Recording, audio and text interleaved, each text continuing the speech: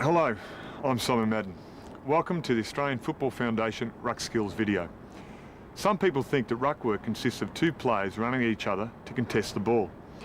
If you think that football is made up of just 50-50 situations, well and fine.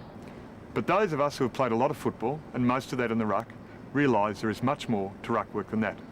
There are actual skills, plans and tactics that can be put into operation to give you and your team a better chance of getting first use of the ball.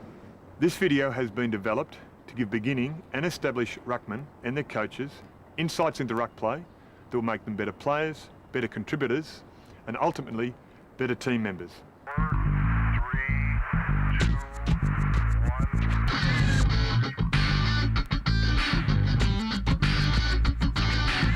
A good big man is as important in today's game as in any other era of Australian rules football. There are many areas where a big man can exert his influence on the game, and there are many expectations of his ability. Of course, he should possess high-level skills in marking, kicking and handball, but also he should have other equally important skills. He should possess the mobility and decision-making powers to position himself correctly around the ground and in close contests. He should be a leader, a team man, and create a presence in a game through strength and controlled aggression, with shepherding, bumping, tackling and correct use of his big frame. He should know when to tap on, knock on or punch instead of mark. He should be able to kick goals if placed on or moved to the forward line. And as we want to show you in this presentation, he should be able to exert his influence on the game through his ruck work.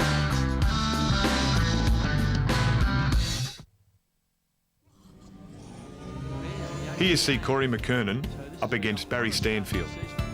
The idea of using your body in a centre bounce situation is to firstly protect yourself with your knee and your hand, and then once you've got a free tap, to hit the ball wherever you like.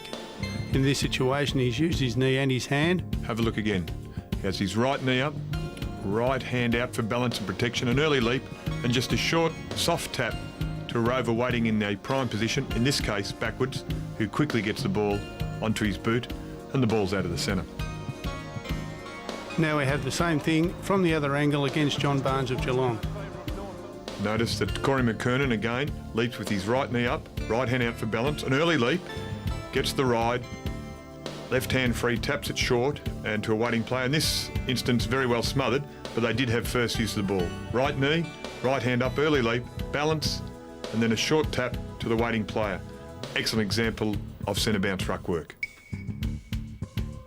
And just to show that it's not a new technique, here's an older example of the same type of ruck work.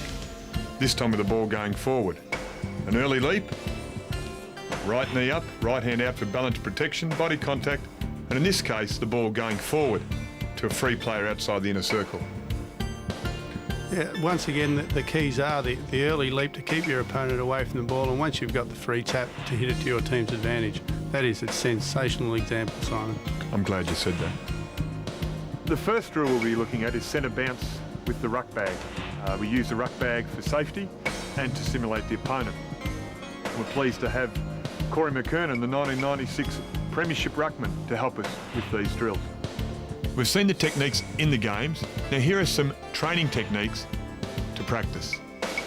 Corey McKernan running, leaping early, getting his right knee up, right hand out for balance, and even without the ball, just practicing that technique.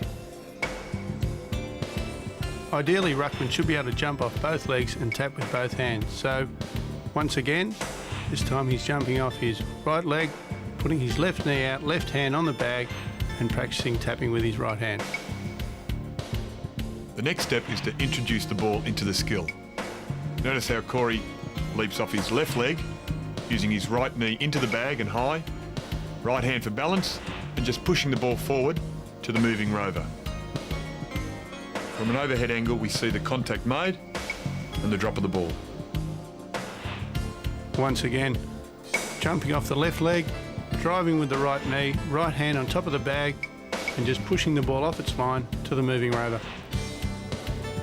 Here we have the training drill from a different angle, using a different tap. Once again, jumping off the left leg, driving with the right knee high, right hand out for protection, and he pulls the ball across his body with his left hand.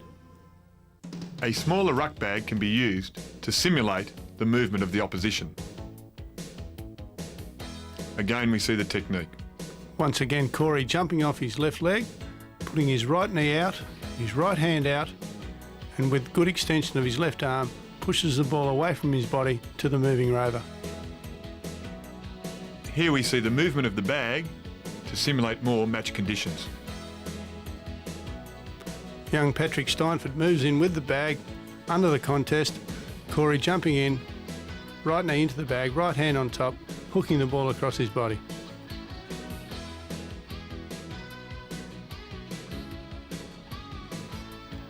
These players use their height, their spring, their timing and full arm extension to win the tap to the advantage of their side. Here we see Matthew Capuano against Spider Burton of the Dockers. You see both of them just trying to use their leap to get the height, full arm right up high and just hitting the ball forward. There is body contact there, but it's not controlled as in the first contests. And you'll see that the ball has bounced back towards him, so he's taken the advantage of a free hit and belted it long to centre half forward. You'll notice both ruckmen are using the hand on the same side of their body as their leading knee to try and get maximum height. Here is a good example of this technique. Matthew Clark from Brisbane leaping high with leading knee and hand, tapping the ball to a fast running player. You'll notice it's just a very slight turn of the wrist to push the ball offline, and Chris Scott's got enough momentum to break the tackle of the halfback flanker running in off the line. And you'll notice from this rug contest, they're going to have the ball on their forward line because of the fast running player. Once again, the tapping hand on the same side of the body as the leading knee, full arm extension, turning of the wrist, pushing the ball down to the running player. An excellent example. Here's Damien Monkhurst showing the same type of technique out of the MCG. Forward to a running player and almost a shot at goal because of that great ruck work. Once again, it's a straight leap, good arm extension, the leading knee and hand on the same side of the body, and it's a push over the inner circle to a running player. I'll look at the technique again. Leading knee, tapping hand on the same side of the body, full extension, and in this case, a forward hit to a fast moving player. Excellent play. Another example of this style, Matthew Clark leaping high, bringing the ball inside this time. Watch, high knee lift, tapping hand same side of the body, short turn of the wrist, dropping the ball short as well, the player running onto the ball. Once again, the timing of the leap being imperative, knee out, arm straight, just pulling the ball across his body to the waiting arms of Adrian Fletcher, who, although he does drop the original tap, gathers the ball and drives it into the forward line. Here we have a drill to develop the coordination of leaping and tapping. The rover moving backwards throws the ball to the ruckman, who leaps and taps, and as the rover moves back again, the skill is repeated as they move down the ground. The ruckman is able to practice leaping off either leg and also palming with either hand.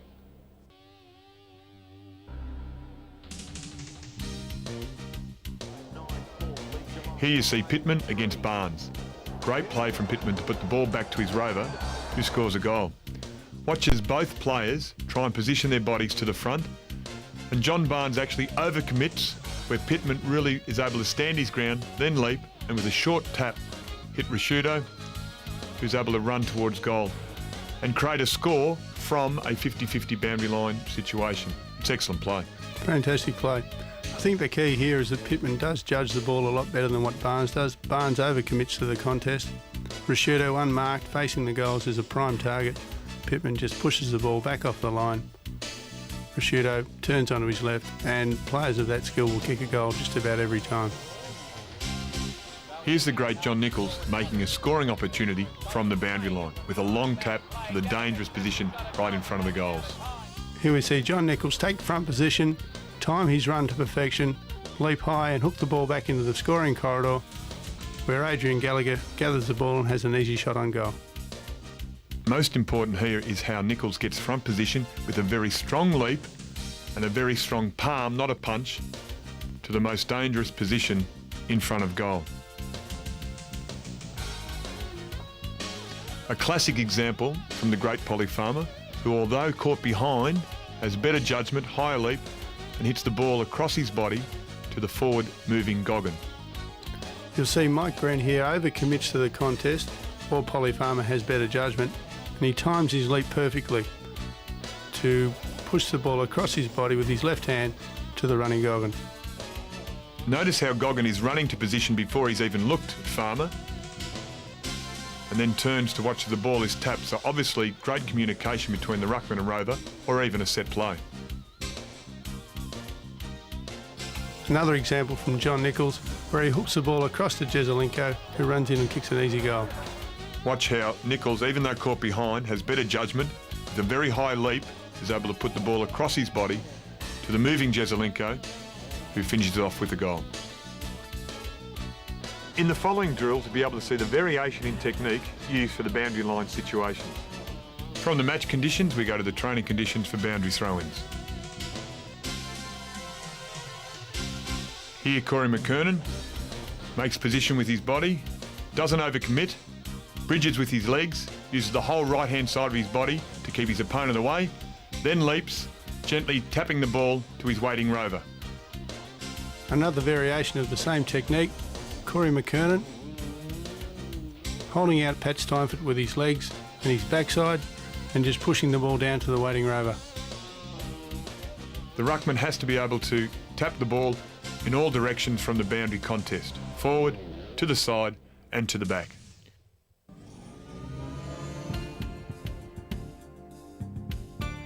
Here you'll see how the skills used previously are applicable in these situations as well. Here we see Peter Everett using the opportunity to jump over Simon Crawshay and tap the ball long into space, where Nathan Burke, the designated rover, runs onto an easy ball. Again, we see the high knee lift, the full extension of the arm, very strong tap here, not punch, so he can control the ball to the running rover, Nathan Burke. Here we see Wind and Clark contesting on the wing half forward area, both using the same technique, but Wind gets better front position and is able to make full use of his ruck skills.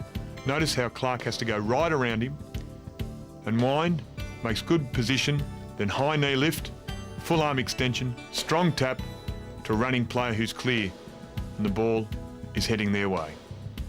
Notice how that Scott Wind has taken front position and Matthew Clark doesn't get anywhere near the ball. He gets a free tap at it and hits it long to his running rover in Brad Johnson. Now we've seen all the drills for body work and for leaping. Now we'd like to go through a few drills that'll be great at home or at training to use for your touch and to get your palming right up to scratch.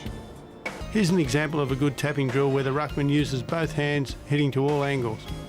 You see the small rover throw the ball to the ruckman and he taps it to the second guy who, after he's thrown it back, moves to another part of the circle. The ruckman uses one hand and works the rover around the circle and uses his other hand on the way back.